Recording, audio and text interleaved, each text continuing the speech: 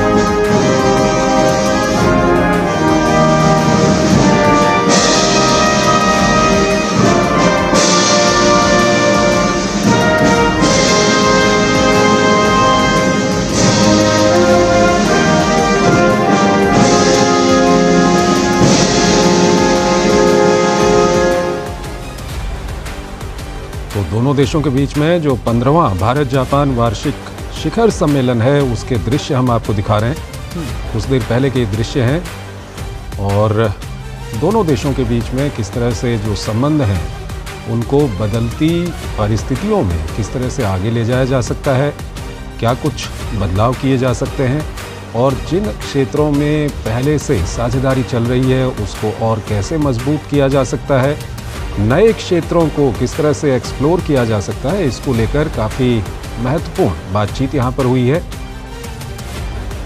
बिल्कुल बेहद महत्वपूर्ण बैठक है, इस पर सभी की निगाहें, जिस तरह से हम लगातार चर्चा कर रहे हैं इसके आउटकम पर भी चर्चा होगी और प्रधानमंत्री नरेंद्र मोदी और साथ उनके जापानी काउंटरपार्ट जापान के प्रधानमंत्री वो इस प्रतिनिधिमंडल की स्तर की जो वार्ता हुई है, समिट है, इसमें शामिल हुए हैं। ये तस्वीरें आप देख रहे हैं, बेहद महत्वपूर्ण। तो लगातार इस बात की बात हो रही है कि ये जो भारत जापान वार्षिक शिखर सम्मेलन है इनमें किन मुद्दों को लेकर के बात हुई है। इसका दायरा समुद्री सुरक्षा से लेकर आपदा राहत और अंतरिक्ष सहयोग तक बढ़ा है। इसके साथ ही साथ ये जिस तरह से जो नई महत्वाकांक्षाएं निर्धारित की जानी है उसको लेकर के भी बहुत सारी निगाहें इस बात पर है कि आखिर क्या कुछ नया निकल कर आता है। सेमीकंडक्टर उत्पादन से लेकर के AI का जो क्षेत्र है उसमें क्या कुछ समझौते होते हैं, ये देखने की बात है। साथ ही साथ जापान की उन्नत तकनीक से मजबूत सप्लाई चेन तैयार की जा सकती है, भारत की क्षमताओं को इसमें जोड़ते हुए। इन चीज़ों पर लगातार सभी की निगाहें हैं कि क्या कुछ निकल कर आता है इस समिट में।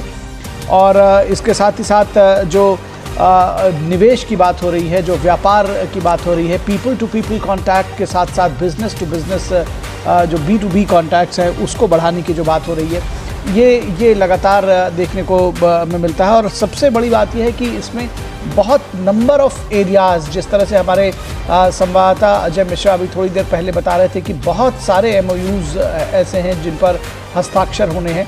और इसके साथ साथ इस मीटिंग में, इस समिट में ये तय होगा कि आगे की राह किस तरह से हम उसको लेकर के जाना है।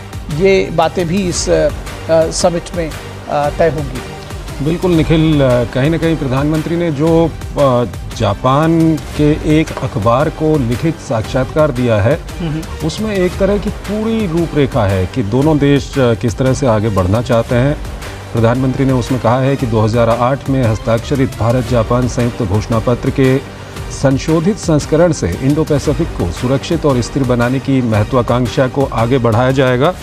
और हमारे साथ एक नए मेहमान इस वक्त हमारे साथ जुड़ चुके हैं, फॉर्मर एम्बेसडर हैं जितेंद्र त्रिपाठी। त्रिपाठी साहब, बहुत बहुत स्वागत है आपका हमारे इस कार्यक्रम में। त्रिपाठी साहब, आपसे कुछ देर बाद हमें ये पता चल जाएगा कि वो कौन कौन से नए समझौते हैं जो दोनों देशों के बीच में हुए हैं वहाँ पर। क्या कुछ आपको लगता है कौन कौन से ऐसे समझौते हो सकते हैं, किन क्षेत्रों में नए विकल्प दोनों देश तलाश सकते हैं?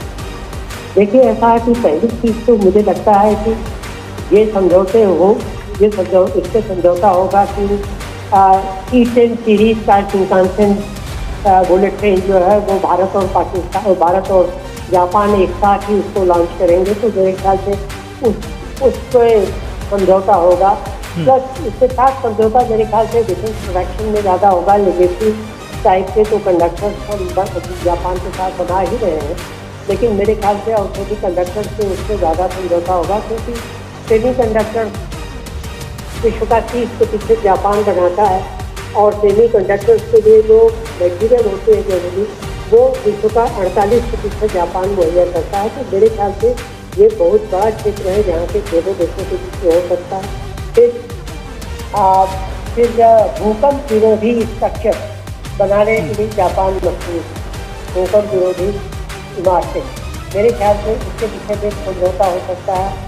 और जापान ही देखिए एक मात्र ऐसा देश है जिसने कि भारत के साथ 2+2 फॉर्मेट में डिफेंस का करने का 2+2 फॉर्मेट में मैकेनिज्म में जिसने वार्ता की है। तो ये भी हो सकता है कि हम इस मामले में, डिफेंस के मामले में और आगे बढ़े। कुछ और चीज़ें जापान की रेलगन वगैरह है, या जापान का हमने यूनिक्रॉन मास्क तो बना ही रहे हैं।